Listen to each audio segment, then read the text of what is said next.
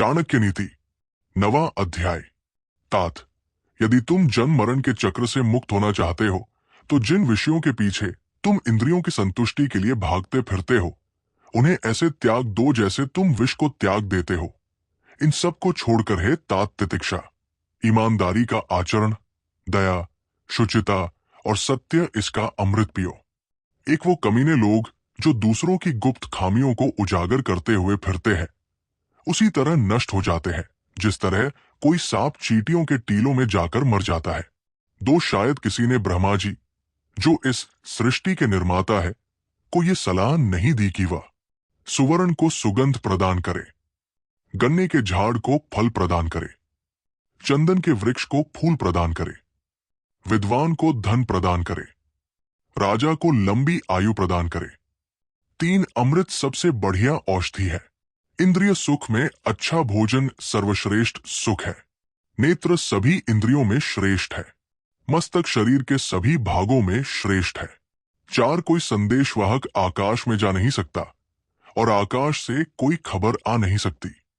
वहां रहने वाले लोगों की आवाज सुनाई नहीं देती और उनके साथ कोई संपर्क नहीं हो सकता। इसीलिए वो ब्राह्मण जो सूर्य और चंद्र ग्रहण की भविष्यवाणी करता है उसे विद्वान मानना चाहिए। 5 इन सातों को जगा दे यदि ये सो जाए।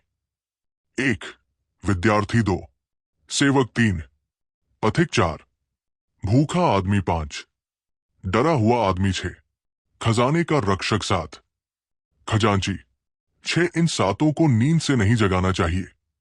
1 सांप 2, राजा 3, बाघ 4, डंक करने वाला कीड़ा 5, छोटा बच्चा 6, दूसरों का कुत्ता 7, मूर्ख 7 जिन्होंने वेदों का अध्ययन पैसा कमाने के लिए किया और जो नीच काम करने वाले लोगों का दिया हुआ अन्न खाते हैं, उनके पास कौन सी शक्ति हो सकती है।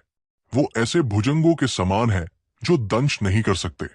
8 जिसके डांटने से सामने वाले के मन में डर नहीं पैदा होता और प्रसन्न होने के बाद जो सामने वाले को कुछ देता नहीं है, वो ना किसी की रक्षा कर सकता है ना किसी को नियंत्रित कर सकता है। ऐसा आदमी भला क्या कर सकता है। 9 यदि नाग अपना फना खड़ा करे तो भले ही वो जहरीला ना हो तो भी उसका ये करना सामने वाले के मन में डर पैदा करने को पर्याप्त है। यहां ये बात कोई मायना नहीं रखती कि वो जहरीला है कि नहीं। 10 सुबह उठकर दिन भर जो दाव आप लगाने वाले हैं उसके बारे में सोचे। दोपहर को अपनी मां को याद करे, रात को चोरों को ना भूले। 11 आपको इंद्र के समान वैभव प्राप्त होगा यदि आप अपने भगवान के गले की माला अपने हाथों से बनाए, अपने भगवान के लिए चंदन अपने हाथों से घिसे, अपने हाथों से पवित्र ग्रंथों को लिखे। 12 गरीबी पर धैर्य से मात करे, पुराने वस्त्रों को स्वच्छ रखे, बासी अन्न को गर्म करे, अपनी कुरूपता पर अपने अच्छे व्यवहार से मात करे।